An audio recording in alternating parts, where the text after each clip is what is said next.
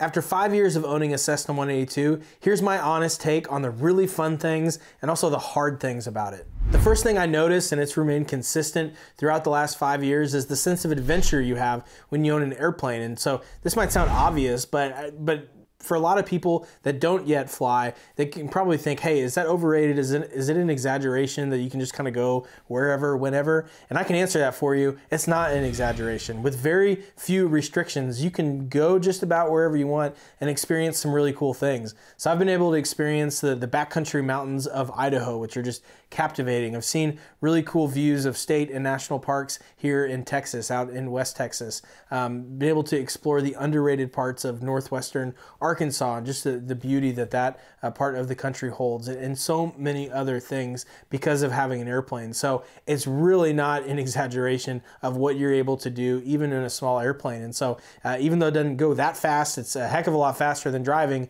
And I like to say that, hey, my 182 will take you anywhere you want to go in the country pretty comfortably if you can just sit there long enough. But I also quickly realized that along with all the adventure and newfound freedom that you get owning an airplane also comes all the unexpected scenarios, the unexpected maintenance.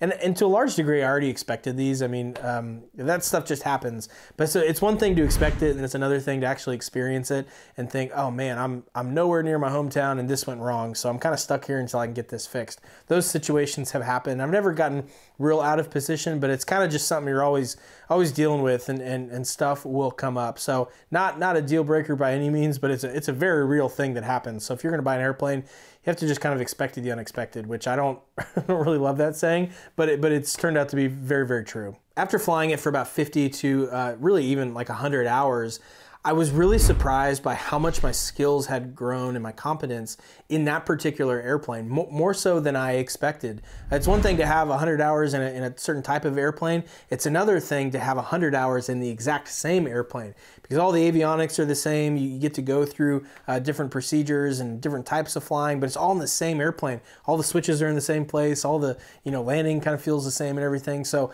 I was able to progress a lot more in 100 hours of flying the same airplane than 100 hours of flying a bunch of other types of airplanes and things. So that's one really, really rewarding and fun part about owning your own airplane, is that you can become really, really good at it in a way that it's just harder to do when you're kind of renting different types of airplanes. So once I had a few years under my belt, I could look back and start to think about expenses, because I didn't want to overreact in year one if expenses were higher on maintenance or whatever. And so once I had kind of a few years worth of data to work with, I can confirm that yes, flying is expensive. You're gonna have more expensive years, you're gonna have less expensive years, but it's all expensive. I purposefully haven't calculated the hourly costs, but I figure it's probably $150 to $200 or so for the 182, depending on how much I fly. But my outlook on expenses really comes down to three things. One is that I'm never gonna skimp on maintenance. Of the ways to get hurt in aviation, this is so avoidable. And so if I can't afford the maintenance on the airplane, I'm not going to fly, and I'm not gonna own the airplane. That's a deal breaker for me. The second thing is that I want to live within my means. I want to spend less than I make.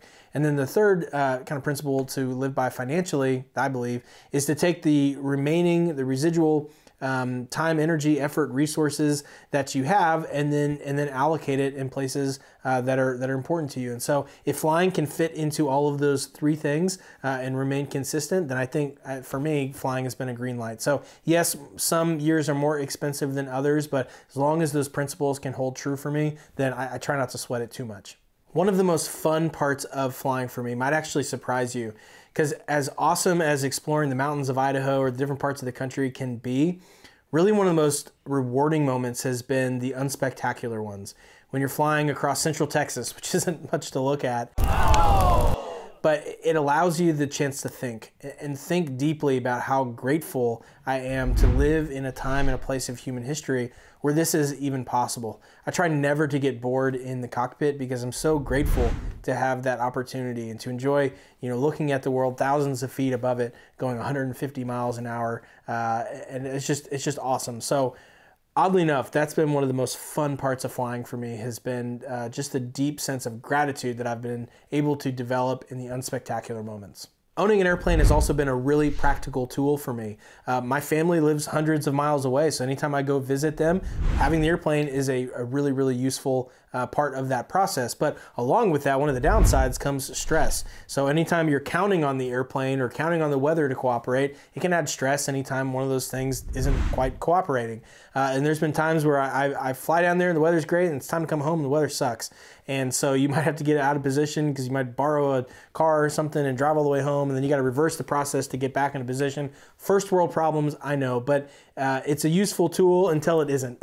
And then there's some stress involved with that, but that's been more than worth it for me. I think it's kind of part of the fun. And one thing that is both fun and challenging has been the timing of expenses. One huge shift that I've noticed from renting an airplane, moving over to owning an airplane, has been when you actually pay for flying. When you rent, you only pay when you're using it, which has an upside because you can kind of control the expenses up and down, but it has a downside because anytime you want to just go fly and watch the sunset, you get a bill for how much that costs you to just go watch that sunset. And it's like, oh, well, that's kind of a harsh way to think about it. But in owning, the opposite is true, because the best days are the days where you already have a full tank of gas, you go fly for a few hours and you put the airplane up and you didn't spend a penny, at least not in the way that it felt that day. But then the opposite is true when the airplane might be in the shop for a while, or weather sucks for a while, but you're still paying for the hangar and you're still paying for all the other stuff. And so you're like, well, I spent a lot of money on that and didn't really get to use it as much. So just the timing of expenses is a different dynamic.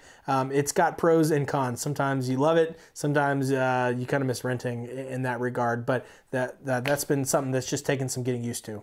So while I've learned these things over 5 years of owning an airplane, I have put together my thoughts of things that I've learned over 16 years of flying in general. And you can get those over at airplaneacademy.com/join. I put together a 5-day free email series where I put together my 5 most impactful lessons that I've learned as an aviator over the last 16 years. And I want to share those with you. I hope that it'll serve you in your aviation journey. So airplaneacademy.com/join will get you signed up for free. And I'd love to get to know you a little bit better through email. And I look forward to seeing you there.